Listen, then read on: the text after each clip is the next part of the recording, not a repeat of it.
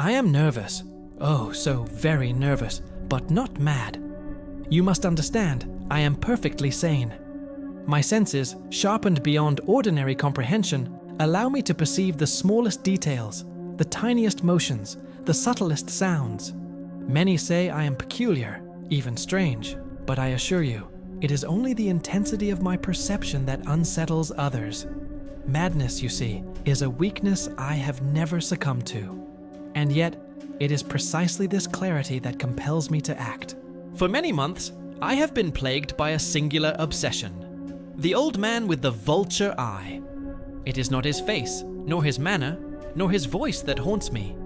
It is that eye. One eye, pale blue and clouded over, bordered by a film of milky opacity, fixed upon me with an expression that chills me to the bone. At times, it seems to pierce into the very marrow of my soul, exposing every thought, every secret.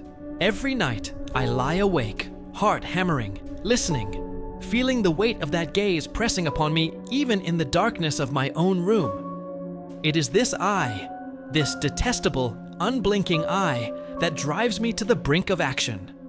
I do not hate the old man, nor do I wish him harm for any personal grievance.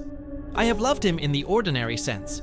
He has done me no wrong. But the eye, it cannot be borne. Every night, as he sleeps, the eye glares at me, and I feel a rage rising, a compulsion I cannot resist. I have considered many ways to rid myself of this torment, but the mere thought of harming the man in any direct fashion fills me with horror. No, I must be patient, cunning. I must wait for the perfect moment. For 7 nights I observe him. I creep silently to his door, listening to his gentle breathing, measuring each second of his rest. I have sharpened my senses so acutely that I can hear the very clock ticking beneath the floorboards, the faint scurrying of insects in the walls. And every night I watch the eye. It is always closed. It is only when the eye opens, catching me in a glance, that my blood boils and my hands tremble with uncontrollable tension. Yet on the 8th night, I am ready. The time has come. It is a still night, darker than any I have known, as though the very shadows conspire with me. I move silently across the floor, each step measured, deliberate. My lantern is dim, yet it casts just enough light to guide me without alerting him to my presence. I enter his room, slowly, so quietly that not even the creak of the floorboards betrays me. And then, I see it. The eye. Wide open, gleaming with that milky sheen, staring into mine. My heart races, thundering in my chest, like the distant roar of a storm. I do not pause. I cannot. With the precision of a surgeon, I move toward him. I do not falter. The old man stirs slightly, murmuring in his sleep, but he does not awaken. My hand trembles only for a fraction of a second before I steady it, gripping the object of my design. The moment is fleeting, yet eternal. I act. The eye, that dreadful penetrating eye, will be silenced forever. The old man's cry pierces the night, high and shrill, a sound that fills the room with terror. But it is not enough to halt me. My senses are aflame. I feel each movement, each breath, each heartbeat. I work swiftly, meticulously, ensuring that no evidence remains of my deed. The body is hidden, concealed beneath the floorboards in the darkest corner of the room, and I step back to observe my work. There is a peculiar exhilaration in this act, not the malice of crime, but the satisfaction of perfect execution. The eye, the source of my torment, has been destroyed. And yet, in the quiet that follows, something begins to gnaw at me. Not fear of discovery, not guilt in its common form, but something deeper, something insidious. I hear it first as a faint thumping, barely perceptible. I pause, holding my breath. There it is again, the sound of a heartbeat, slow and rhythmic, echoing beneath the floorboards. At first, I convince myself it is my imagination, a product of my heightened senses. But the sound grows louder, more insistent. It is unrelenting, impossible to ignore. It mocks me, fills the room with its relentless rhythm, rising and falling with cruel precision. I am driven to madness, not by the act I have committed, but by the persistence of that heartbeat. Each beat is a hammer, pounding against the walls of my mind, reminding me of what I have done. I sit, trembling, as the noise intensifies. My confidence, my pride in my cunning, begins to crumble. I hear it in every corner, beneath every floorboard, within the very air itself.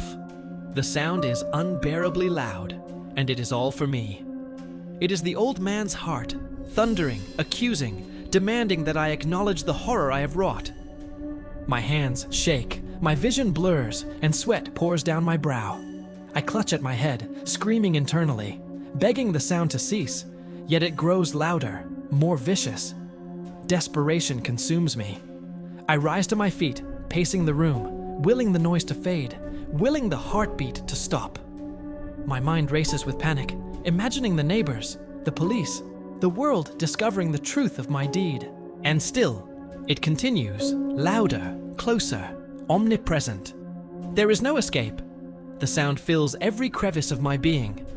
It is a voice of judgment, an unyielding reminder of my crime. Finally, I can bear it no longer. I cannot endure the cacophony that tortures me from within the walls. My sanity, that fragile yet proud possession, begins to fracture. I cry aloud, confessing to the invisible audience, revealing my actions in a torrent of frantic words. Yes, I did it. I killed him. I buried him beneath the floorboards. Hear the heart, hear it pounding. I could not bear the eye. I could not endure it any longer. The confession spills from me like blood from a wound, raw and unrestrained. Every word, every syllable releases a fragment of the terror that has consumed me. And in that moment, I am both freed and condemned. Freed from the oppressive gaze of the vulture eye, yet condemned to live forever with the echo of the heartbeat, the relentless reminder of what I have done. As the authorities arrive, summoned by the frantic cries I cannot contain, I guide them to the spot where the old man lies hidden. Their faces are blank, incredulous, as they uncover the floorboards, revealing the truth I have confessed. I watch them, observing every detail, my senses still heightened, yet the intensity of my perception is now tinged with horror at my own actions. And so, the story concludes, not with a crime undetected, nor with a clever escape, but with the unassailable power of guilt, perception, and conscience. The heart, though no longer beating beneath the floorboards, continues to echo in the chambers of my mind, a ceaseless reminder that some crimes, no matter how meticulously executed, cannot be buried. Some horrors, no matter how carefully concealed, demand acknowledgement, and some eyes, even when closed forever, leave an imprint on the soul that can never be erased.